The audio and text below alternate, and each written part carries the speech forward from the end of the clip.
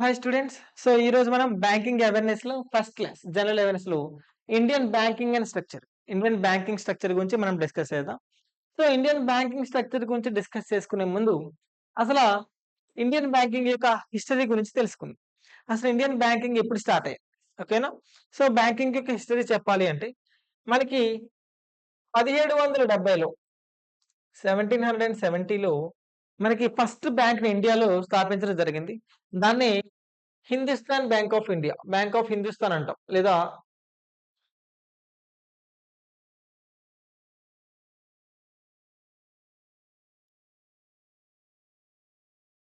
Bank of Hindustan. Bank of Hindustan ఎప్పుడు 1770లో మనకి establish చేయడం జరిగింది. So bank of Hindustan establish చేసిన తర్వాత తర్వాత ఏమైందంటే మూడు బ్యాంక్స్ ని ఎస్టాబ్లిష్ చేశారు. ఓకేనా? 3 బ్యాంక్స్ ని ఎస్టాబ్లిష్ చేయడం జరిగింది. వాటినే మనం ప్రెసిడెన్షియల్ బ్యాంక్స్ అంటాం. సో ఏంటి ఆ ప్రెసిడెన్షియల్ బ్యాంక్స్ అంటే 1806 లో bank of bank of Bengal bank of Bengal ని, అలాగే 1840లో bank of Bombay,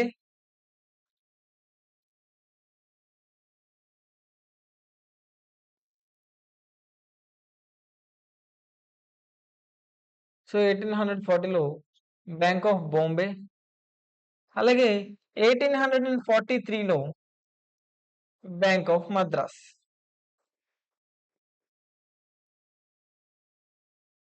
bank of Madras. So ఈ మూడు బ్యాంకుల్ని కలిపి మనం ఏమంటాము అంటే ప్రెసిడెన్షియల్ బ్యాంక్స్ అంటాం.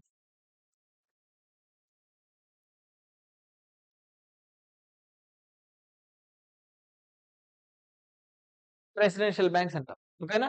ఈ ప్రెసిడెన్షియల్ బ్యాంక్స్ ని ఎస్టాబ్లిష్ చేయడం జరిగింది. అలాగే ఈ 1806లో బ్యాంక్ ఆఫ్ బెంగాల్ ని, 1840లో బ్యాంక్ ఆఫ్ బాంబేని, 1843లో బ్యాంక్ ఆఫ్ మద్రాస్ ని, ఈ మూడు ఎస్టాబ్లిష్ చేసిన తర్వాత మనకి 1881లో సారీ 1894లో ఏం జరిగింది అంటే చూడండి, 1894లో పంజాబ్ నేషనల్ బ్యాంక్ ని ఎస్టాబ్లిష్ చేయడం జరిగింది. ఓకేనా? Punjab national bank.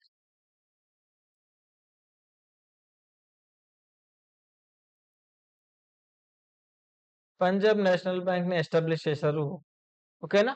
ఈ పంజాబ్ నేషనల్ బ్యాంక్ ని ఎస్టాబ్లిష్ చేయడం జరిగింది. ఈ పంజాబ్ నేషనల్ బ్యాంక్ ని ఎస్టాబ్లిష్ చేశారు, బాగానే ఉంది. కాకపోతే ఎవరు ఎస్టాబ్లిష్ చేశారు అని అడుగుతారు. లాలా లజపతి రాయ్ ఫౌండర్. లాలా లజపతి రాయ్.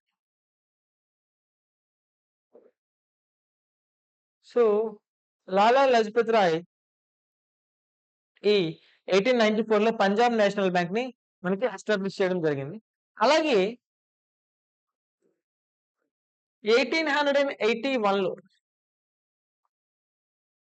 1881లో మనకి Oudh commercial bank Oudh commercial bank దీన్ని ఎస్టాబ్లిష్ చేయడం జరిగింది. ఇదేంటంటే this is the first bank, this is the first commercial bank, first commercial bank in India. Oudh commercial bank అనేది first commercial bank in India. ఓకేనా?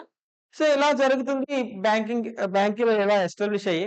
ఈ తర్వాత ఏమైంది అంటే 1921లో మోస్ట్ ఇంపార్టెంట్ ఇది. 1921లో మన 3 ప్రెసిడెన్షియల్ బ్యాంక్స్ ఉన్నాయి కదా! ఈ ప్రెసిడెన్షియల్ బ్యాంక్స్ ని ఏంటి ప్రెసిడెన్షియల్ బ్యాంక్స్ అంటే ఈ ప్రెసిడెన్షియల్ బ్యాంక్స్ ఏవైతే ఉన్నాయో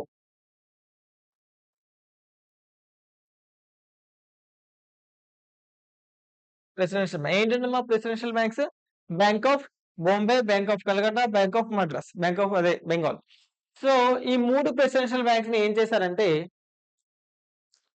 1921లో ఈ 3 ప్రెసిడెన్షియల్ బ్యాంక్స్ ఏం చేశారు? మనకి ఇంపీరియల్ బ్యాంక్ ఆఫ్ ఇండియాగా కన్వర్ట్ చేశారు. Imperial bank of India.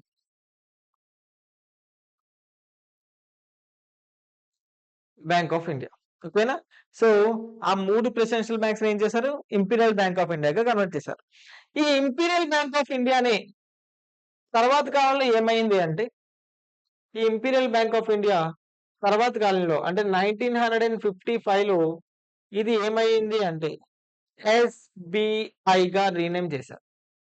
SBI 1955లో imperial bank of ఇండియాని ఎస్‌బిఐగా మనకి రీనేమ్ చేశారు. అందుకే మనకి ఎస్‌బిఐని ఓల్డెస్ట్ బ్యాంక్ స్టిల్ ఎగ్జిస్ట్ అని అంటారు. ఓకేనా? What is the oldest bank? Which is the oldest bank still exist in India అంటే మనం ఏం చెప్తాం? ఎస్‌బిఐ. ఓకేనా? ఎందుకంటే ఇది దీని యొక్క 1806లో 1806, 1840, 1843లో ఈ 3 ప్రెసిడెన్షియల్ బ్యాంక్స్‌ని మనకి ఇంపీరియల్ బ్యాంక్ ఆఫ్ ఇండియాగా కన్వర్ట్ చేసారు. ఇంపీరియల్ బ్యాంక్ ఆఫ్ ఇండియాని ఎస్‌బిఐగా రీనేమ్ చేశారు 1955లో. యాక్ట్ ఎంత? SBI act 1955. Under SBI act 1955. ఓకేనా? సో, అలాగే మీరు ఇంకొక విషయాన్ని గమనిస్తే ఈ 1921లో imperial bank of India convert చేశారు. కన్వర్ట్ చేసిన తర్వాత 1926లో 1926లో 1926 ఆ టైంలో బ్యాంకింగ్ వ్యవస్థ అనేది కుదేలైపోయింది. చాలా అంటే అన్ని లాసుల్లోకెళ్ళిపోయాయి. ఇప్పుడు 1926లో మనకి Hilton Young commission, Hilton Young కమిషన్‌లో ఒక కమిషన్‌ని ఏర్పాటు చేశారు. ఈ కమిషన్ ఇచ్చిన నివేదిక ప్రకారం ఏముంది అంటే, ఇండియాకి ఒక సెంట్రల్ బ్యాంక్ అనేది ఉండాలి. అదే అన్ని బ్యాంకుల్ని రెగ్యులేట్ చేయాలి అని చెప్పేసి ఈ కమిషన్ ఒక నివేదిక ఇచ్చింది. అయితే ఈ కమిషన్ నివేదిక ప్రకారం 1935లో మనకి ఆర్‌బిఐ రిజర్వ్ బ్యాంక్ ఆఫ్ ఇండియాని ఎస్టాబ్లిష్ చేయడం జరిగింది. ఓకేనా? Under the act of 1934 act. 1934 act ఆర్‌బిఐని ఎస్టాబ్లిష్ చేశారు. ఓకేనా? అయితే ఆర్‌బిఐని ఎస్టాబ్లిష్ చేసినప్పుడు ఆర్‌బిఐ హెడ్ క్వార్టర్స్ ఎక్కడ ఉండేది అంటే, ఆర్‌బిఐ హెడ్ క్వార్టర్స్ మనకి కల్కట్టాలో ఉండేది. కల్కట్టాలో ఉండేది. అయితే దీన్ని పర్మనెంట్‌గా 1937లో పర్మనెంట్‌గా it is moved to Bombay. So, Bombay బాంబేకి షిఫ్ట్ చేశారు 1937లో. ఆర్‌బీఐ యొక్క హెడ్ క్వార్టర్స్ ఎక్కడుండేది? కలకట్టాలో ఉండేది ఇనీషియల్‌గా. ఇప్పుడు 1935లో ఎస్టాబ్లిష్ చేసినప్పుడు. అయితే అది ఎప్పుడు బాంబేకి షిఫ్ట్ అయింది? 1937లో బాంబేకి షిఫ్ట్ అయింది. అయితే 1935లో ఆర్‌బీఐ ఎస్టాబ్లిష్ చేశారు అండర్ ఆర్‌బీఐ యాక్ట్ 1934. కానీ ఆర్‌బీఐని ఎప్పుడు నేషనలైజ్ చేశారు. నేషనలైజ్ చేయడం అంటే ఏంటి? ప్రైవేట్ ఓనర్‌షిప్‌ని గవర్నమెంట్ ఓనర్‌షిప్‌లోకి తీసుకురావడం. ఓకేనా? సో, ఆర్‌బీఐ ఇనీషియల్‌గా స్టార్ట్ చేసినప్పుడు అది ప్రైవేట్ ఓనర్‌షిప్‌లో ఉండేది. తర్వాత 1949 banking regulation act.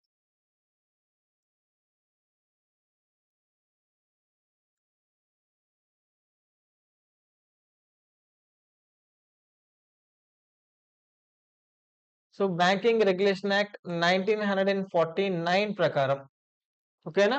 So, RBI nationalised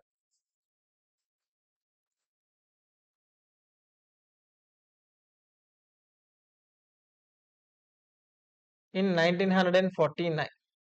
ఆర్‌బీఐని ఏం చేశారు? నేషనలైజ్ చేశారు 1949. ఓకేనా? అలాగే ఎస్‌బీఐ ఎప్పుడు ఎస్టాబ్లిష్ అయిందమ్మా? ఎస్‌బీఐని ఎప్పుడు రీనేమ్ చేశారు? 1955 under act 1955 and SBI nationalised in 1956. Okay. Sorry 1955 also. ఓకేనా? సో, అలా అయితే నెక్స్ట్ బ్యాంక్ యొక్క మెర్జెస్ గురించి మాట్లాడాలి. అంటే ఒక బ్యాంక్ ఇంకొక బ్యాంక్‌లోకి విలీనం అవ్వడం అంటాం. మెర్జెస్. అయితే మనకి ఫస్ట్ మెర్జ్ ఎప్పుడు ఏర్పడింది అంటే, సో 1963లో జాగ్రత్తగా గమనించండి. 1963లో అంటే మనకి ఎస్‌బీఐ ఏర్పడింది. ఎస్‌బీఐ కింద మనకి 8 సబ్సిడరీస్ ఉండేవన్నమాట. అంటే 8 సబ్సిడరీస్ కాదు. మనకి ఎస్‌బీఐకి 8 ఏమంటారు ఒక బ్రాంచెస్ అనుకోవచ్చు. అంటే సబ్ బ్రాంచెస్ అనుకోవచ్చు. అంటే ఏంటి అంటే అవి 1963లో state bank of Bikaner and state bank of Travancore.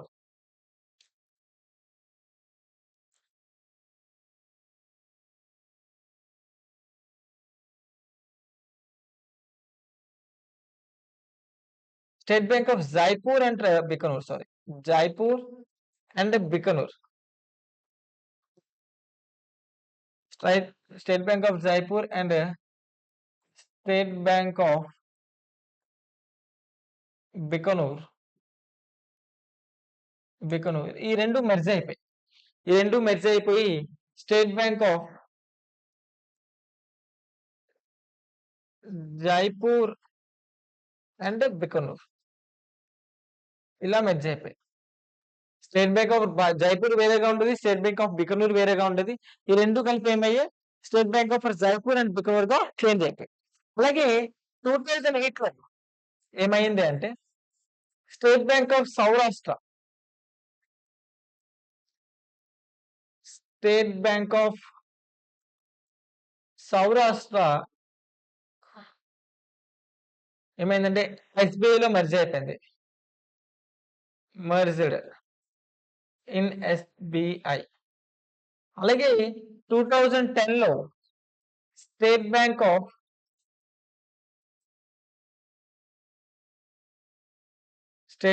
Of indoor, ఇది కూడా merged in SBI.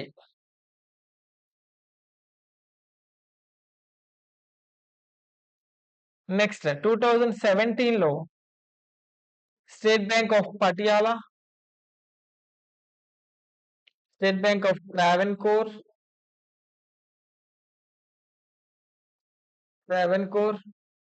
State bank of Hyderabad and Jaipur and Bikaner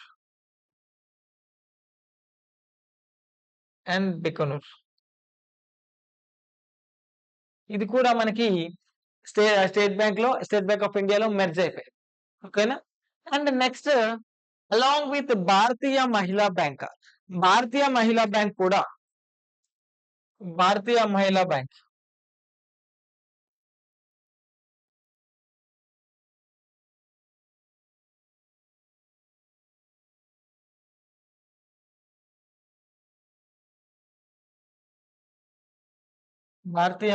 ఎప్పుడు ఎస్టాబ్లిష్ అయింది అంటే 2013 నవంబర్ 19 ఇందిరాగాంధీ బర్త్డే సందర్భంగా ఈ బ్యాంక్ ఎస్టాబ్లిష్ చేశారు. సో ఈ బ్యాంక్ కూడా మెర్జ్డ్ ఇన్ ఎస్బీఐ. సో ఎస్బీఐలో ఇలాగా మెర్జ్ అయిపోయింది. ఓకేనా. నెక్స్ట్ మనకి ఇందిరాగాంధీ గారి నాయకత్వంలో ఏం చేశారంటే 1969 లో ఏదైతే మినిమం క్యాపిటల్ అంటే మినిమం క్యాపిటల్ 50 crores ఉన్న బ్యాంక్స్ ని 50 crore ఉన్న బ్యాంక్స్ ని ఒక 14 బ్యాంక్స్ ని 14 బ్యాంక్స్ వాజ్ నేషనలైజ్డ్.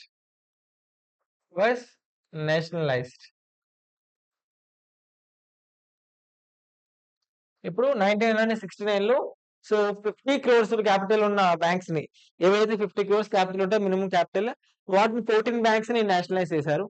తర్వాత 1980లో 200 crores క్యాపిటల్ ఉన్న 6 బ్యాంక్స్ ని ఏం చేశారంటే నేషనలైజ్ చేశారు. ఓకేనా. ఇలా మనకి బ్యాంక్స్ యొక్క మెర్జింగ్ ప్రాసెస్, బ్యాంక్స్ యొక్క నేషనలైజ్ ప్రాసెస్ అండ్ ఇది హిస్టరీ యొక్క బ్యాంకింగ్ యొక్క హిస్టరీ. ఓకేనా. సో ఇది ఒకసారి చూడండి. So first historical background of banks.